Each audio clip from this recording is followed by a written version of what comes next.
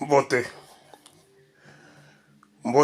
na bino banso oyo bokolanda lolaka ya Bumba Lokole oyo ekambamaka na bataillon Buza Mabe. Tokoti lisusu awa mpona kopesa bino toujours basango ya mboka. Topesi mbote na bandeko banso oyo basutenaka lolaka ya Bumba Lokole. Toyebi ke bozali ebele bokontinue kosoutenir lolaka, bosabone, bopartage parce que awa nde bozwaka basango na ndenge elongomani. Yango totombeli bino longonya mingi bipai biso bozwami. Tobosani te bandeko na biso ya mapinga oyo lolaka ya Bumba Lokole ebelelaka mikolo miso. Tozali kosenga na bakongole banso na bakongolaise bozala nsima ya mapinga na bino po ete mobulu bitumbo tozali na yango oyo topesa bamapinga baencouragement po ete bakoka kosala mosala po babatela eteni ya mabele na biso ekoka kokenda epai ya bapaya oyo ya batuti rwandais te. Yango topesi bango longonya mingi. Bandeko lolaka ya Bumba Lokole tokoti awa nakanisi bino banso bolandaki na ntongo ya lelo epai nini ministre ya affaires étrangères ya Congo, moto ya memaka diplomatie ya Congo, ayambamaki na RFI epai nini bazalaki kotuna ye basango concernant makambo ezali koleka entre batuti rwandais et le gouvernement congolais. Awa na Bumba Lokole tosi toyebisaka bino makambo yo parce que makambo oyo biso tolobaka awa tolobaka yango biloba loba te. Tozali na basource ya information oyo tozalaka na yango. Nakanisi basanza elekaki bolandaka biso toujours na makambo ya ministre affaires étrangères oyo tobengi Litundula na baprise de position na ye hasardeuse oyo ezali kosalisa diplomatie ya Congo te. Na Bumba Lokole biso tobombaka te, tolobaka polele Litundula azali na hauteur te mpona kokamba diplomatie ya mboka na biso. Oyebi kozala ministre de l'affaires étrangères ezali pe lokola moto ya baservice, moto ya renseignement. Mais epai na biso Litundula arandaka kaka makambo oyo bazali kotuna ye, ye azali korepondre yango, aproposaka eloko moko te. Yango tokotiela bino maloba na ye epi après na nsima tokokota po ete tokoka kokomante moke parce que tokokenda molai mingi te parce que makambo oyo ebandi kopesa kanda pe kobeta na mutu. Oyebi gouvernement ezalaka lokola équipe nationale. Na équipe nationale il faut un joker azalaka. Même na gouvernement ezali ndenge moko. Na kopesa bino exemple na yebiki ekosala bato ebele pasi mais ezali réalité ekotikala ndenge wana. Na gouvernement ya occupation oyo ya Hippolyte Kanambe Kazemberembe oyo tozalaka kosenga mikolo miso po ete bakwa kokanga ye. Moto azalaki joker na gouvernement ezalaki Lambert Mende. Lambert Mende azali congolais ya makila. Bomonaki ndenge azalaki kodefendre Hippolyte Kanambe tango azalaki ministre de la communication. Na politique, tous les coups sont permis. Mais moto oyo Litundula oyo bandeko nakanisi ke bino baso kozali kolanda ye eloko ya malonga ezali kobibawa na kati ya diplomatie na biso te, ezali kaka amen amen amen. Mais bolanda ye tokokota nsima po tokomante epi tokanga émission na biso bolanda ye. Christophe Lutumula, bonjour. Bonjour. La situation est extrêmement tendue dans l'est de la RDC. Le M23 progresse à l'intérieur du territoire de Rutshuru depuis le 20 octobre dernier. Les rebelles se sont emparés de 2 villes la semaine dernière. Où en est la situation aujourd'hui sur un plan sécuritaire? Moi, je pense qu'il faut d'abord rectifier. Ce n'est pas en réalité le M23. C'est l'armée rwandaise qui vient au secours des M23 et qui avance sous le couvert du M23. Effectivement, la situation sur le terrain au moment où nous parlons, elle est préoccupante, mais nos forces armées résistent et sont parvenues à bloquer les offensives de l'armée rwandaise avec les M23. Sur un plan diplomatique, la tension est également très forte. On l'a entendu, vous accusez l'armée rwandaise de soutenir le M23. Hier, vous avez notifié l'ambassadeur rwandais son expulsion du territoire congolais. Vous avez rappelé votre chargé d'affaires en poste à Kigali. Est-ce que cela signifie que le fil de la discussion est rompu avec les autorités rwandaises?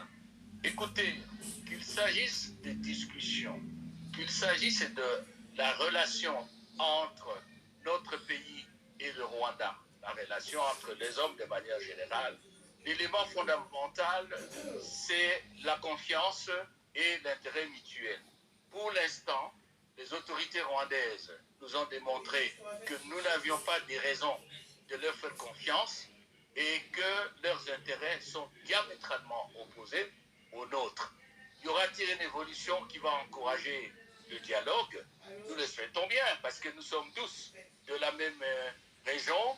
Et donc, pour nous, s'il y a une évolution significative, c'est-à-dire, 1, le retrait du M23 des territoires occupés, 2, le retour de nos compatriotes à leur domicile, et 3, la fin définitive, sans condition et sans délai, de tout soutien, M23 en particulier du soutien du Rwanda, il n'y aura aucune raison de ne pas dialoguer. Mais pour le moment, nous faisons confiance au président Lourenço de l'Angola, qui a été constitué facilitateur par l'Union africaine, et nous sommes à sa disposition.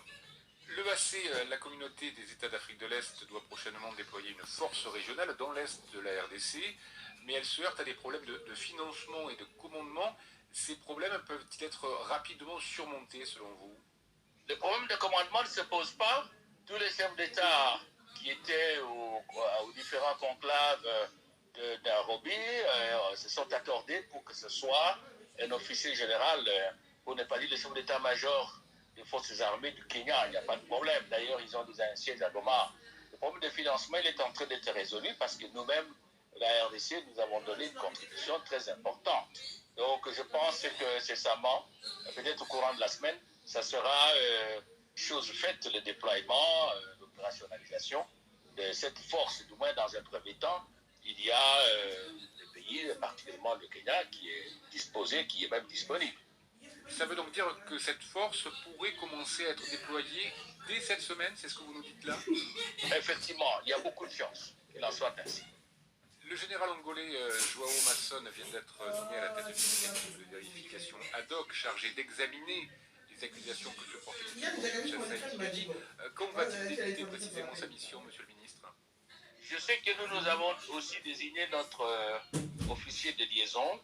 Le ministre angolais des Affaires étrangères était ici hier, il est passé à Kigali.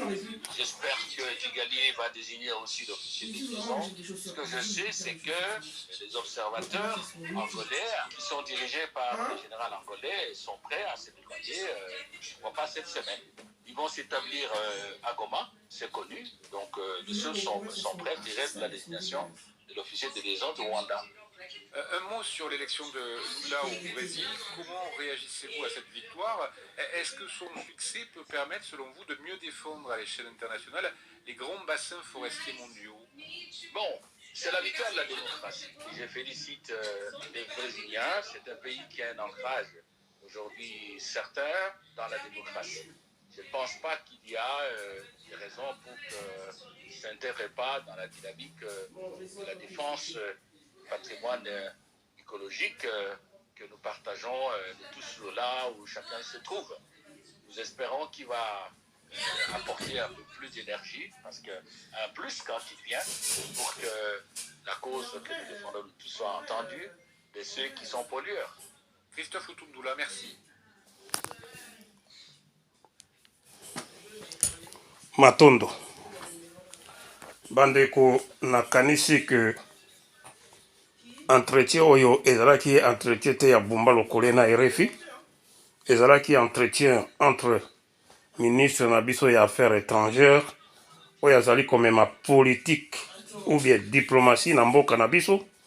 Bino banso bolandi ye ndenge azali koloba, nakanisi ko décalage ezali monene entre président de la République na ministre na ye affaires étrangères oyo tobengi Christophe Lutundula. na kolanda ye litundula azali deja koprepare bacongolais na dialogue kaka ndenge asalaka liboso tokotaka na kati ya lolaka ya bomba lokole togangaka makambo oyo mapinga basali mosala bakangi bade terroriste tuti rwandais litundula ndenge Kagame agangelaki bango alobaki ke alingi amona bamilitaire na ye immédiat bakendaki toujours epai la Lorenzo epuis moto azalaki koloba makambo oyo ezalaki toujours litundula boyoka ton ndenge alobaka alobi bazali komitia na médiation ya président Lorenzo, c'est-à-dire que litundula makambo président de la république azali koloba litundula azali koloba eloko mosusu. Président de la république alobaki que tokokenda na plan politique soko plan politique esimbi te option militaire ezali na table déjà sikoyo tozali koloba awa lokola lolaka ya bomba lokole ekambamaka na bataillon mbuza mabe tozali koloba sikoyo tozali na kati ya option na kati ya option militaire tala sikoyo litundula ezala kaka bato RFI bato babengaka ye po ete akwa koloba bilobaloba tozali na action militaire litundula azali koprepare mboka na biso po ete tokwa konégocier na ba M23 oyo bazali tout simplement les militaires rwandais azali pe koloba lisusu alobi tango journaliste atundi alobi force oyo ya Afrique de l'Est est-ce que bako se déployer quand est-ce que maintenant oyoki réponse na yebino baso bolandi ye alobi oui bientôt bako se déployer mais eloko ni litundula azali koluka na kati ya mboka na biso pona koyokisa Congo soni tosi tozwi option militaire basoda bazali kobunda sikoyo basoda oyo ya Afrique de l'Est oyo litundula azali kolobawa basoda wana bakende kobunda na banani omoni makambo oyo potopoto ekoti na kati ya gouvernement oyo kaka ndenge nautaki koyebisa bino awa gouvernement ezalaka lokola ekipe ya football na kati ekipe ya football joker azangaka te nautaki koyebisa bino awa mena ekipe oyo gouvernemental oyo tozali nango oyo Félix Antoine Tshilombo azali kokamba yango joker moko aza wana te bango tout bazali contre le pays bango tout bazali kosala pour Kagame nakanisi ke makambo oyo ekosimba te soko bomoni litundula leki na RFI iboyebaka ke makambo mosusu ya mabe ezali koya na nsima mpona yebisa bino libela parce que nabosanaki koenregistre yango bato oyo balandaka RFI na 16h oyo ya lelo parce que litundula alobaki na ntongo na 16h oyo ya lelo na information ya 16h ya RFI auti koloba wake ba terroriste ya M23 accompagné na ba tutsi rwandais ba militaire rwandais bazali na 30 km ya Goma, c'est-à-dire que panique totale ezali na kati ya Goma. Est-ce que ezali intox? Est-ce que ezali makambo ya solo? Parce que litundula si afungoli njela ndenge nini akotindika chef de l'état po eta négocier na ba terroriste ya M23. Tosi toyebisaki mokonzi ya mboka makambo oyo eloko nini litundula azali kolukela lisusu bato togangaki mikolo ebele awa mokonzi ya mboka ifo kotala bato oyo bazali kotia potopoto na kati ya gouvernement na yo moto oyo akambaka diplomatie ya mboka azali lokola un agent azali agent de renseignement azali moto ya service bazali kotuna ye motuna oyo ya makambo ya ambassadeur oyo bango bapeshe soko 48 heures azali koloba bilobaloba makambo azali koloba ezali kosepelisa biso bana mboka te soko ezali kosepelisa bato mosusu parce que bino bozali nsima ya bato wana po ete bakoka konyokola bana mboka nakanisi ke makambo litundula alobi awa ezali trop grave nakanisi ke mikolo ezali koya tozali kosuete te tozali kosenga na mapinga na biso bazala éveillé baika mpiko ezali mabele ya bankoko na bango ezali mosala oyo baponaki yango makila na bango mpona ekolo po ete bakwa kobatela ekolo litundula si afungoli nzela ya dialogue na ba M23 ba terroriste oyo bazali kotambola vers Goma. Est-ce que information ezali ya solo? Est-ce que information ezali kaka pona ko déstabiliser bana mboka? Nakanisi ke makambo oyo ya litundula oyo mokonzi ya mboka ifo akoka kotala yango. Eloko mosusu ya makasi oyo ezali awa. Parce que kaka na makambo ya litundula oyo toyebisaka bino tango ancien président ya Nigeria oyo tebengi Obasanjo asalaka réunion na Kamere na litundula. Totielaka bino ba photo wana. Bozali komona ba geste oyo, omonaka ba geste oyo ancien président ya Nigeria azalaki kosala yango, azali kotia mosapine na mutu, c'est-à-dire que il faut bon comprendre bien, bon ça l'attention. Il faut dialogue salema. Yango litundula azali ko répéter yango pas répéter yango lelo alobi bazali ko zela kaka dialogue, soko dialogue bango ba na problème te, bazali na disposition ya Lorenzo kaka ndenge alobaka liboso. Si le président de la République a dit option militaire est sur la table et si elle déclenché. Mais il tourne avec comme un bateau, na dialogue les sous pourquoi. Mais poto nini yango ezali ko kota na mboka na biso comme ça. Et là nini ba Rwandais ba leki biso. Kama petit Rwanda oyo ezali ko nyokola bato. Ezali ko nyokola nini parce que baza na bato na bango na kati ya gouvernement oyo bazali ko manipuler président de la République. Pour être quoi qu'on dit makambo maso oyo bango bazali koloba. Mais président de la République vous allez pe ko senga na yo, il faut ko zala mayele. Mboka ezali mboka ya ba congolais banso. Bato bazali ko kufa na Goma, ezali bato ya gouvernement, bato bazali ko kufa te, ezali population congolaise oyo bazali kolinga bazala pe calme na kati ya mboka na bango. Mais vous allez comprendre le thème makambo yo. Et là, comme vous savez, awa na kati ya chaîne ya commandement, to monaki onomaki bato na kati ya chaîne ya commandement. Pona ko kata makambo yo ya nyamu oyo bato bazalaki ko pesa information na Rwanda na makambo nyonso basoda na biso bazalaki ko sala. Surprise. Moto ebetami na kati ya Bunangana e umelite Ruchuru Kiwanja bayeko zwa yango. Est-ce que nomination wana yango nde créer biso makambo nyonso oyo ba Rwandais bazalaki ko zela kaka nomination wana po ba lancer attaque na bango général? Yango tozalaki koloba mikolo miso awa pe tolobaki yango ke oyebi na kati ya armée bazaluzi ezalaka mingi. Et puis na kati ya armée na tango ya bitumba il faut koluka bato yo bazali na expérience ya bitumba. Ezala teke parce que oyo azali ya mina ngai oyo azali ceci na zoye na tia ye wana yango tozali komona makambo oyo ezali koleka sikoyo. Malaise ezali na kati ya armée na biso surtout na côté ya sud pe ya nord Kivu nomination oyo ezali koleka bien kuna te. Chef de l'État mokonzi ya mboka Félix Tshisekedi tozali kosenga na yo parce que tango bato bakufaka ezali bato bazalaka na ba ministère ou bazalaka na ba bureau na bango bazali kokamba gouvernement de bakufaka ezali population tozali kokufa. Ozwaki option militaire ezali déclenché. Et loko nini yango ezali kotinda ministre na yo ya affaires étrangères azonga lisusu aloba ete bazali prêt pour na dialogue. Vous avez comment on a que décalage ezali monene entre yo na ministre na yo. Même makambo ya ambassadeur oyo bolobi yo to expulsé ye.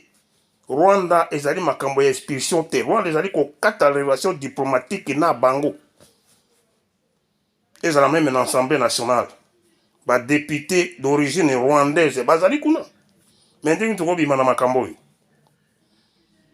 Yango tozali kosenga na bana mboka oyo koya eya kaka parce que biso tosi tolobi mingi tozali kosala part na biso pona ko alerter gouvernement soki bakoyoka biso lolaka bumba lokole boyoki yango mais soko boyoki te toyebi te eloko nini koyi koleka parce que na ndenge ezali kokenda awa Lutundula si afungoli nzela ya dialogue na ba M23 soki kaka aleki na RFI ezalaka toujours ndenge wana mpona kofungola nzela yango makambo ezali kosala pasi mingi tokokenda mosika mingi te sino tokoloba bilobaloba totiki bino ezalaki toujours lolaka ya bomba lokole oyo ekambamaka na bataillon mbuza mabe tosingi na bino bosabone bopartage parce que lolaka ya bomba lokole soki ekomi ya ligne nakanisi ke tokochange makambo ebele na kati ya mboka na biso parce que toyebi kimi eza na kati ya mabota na bino. Merci.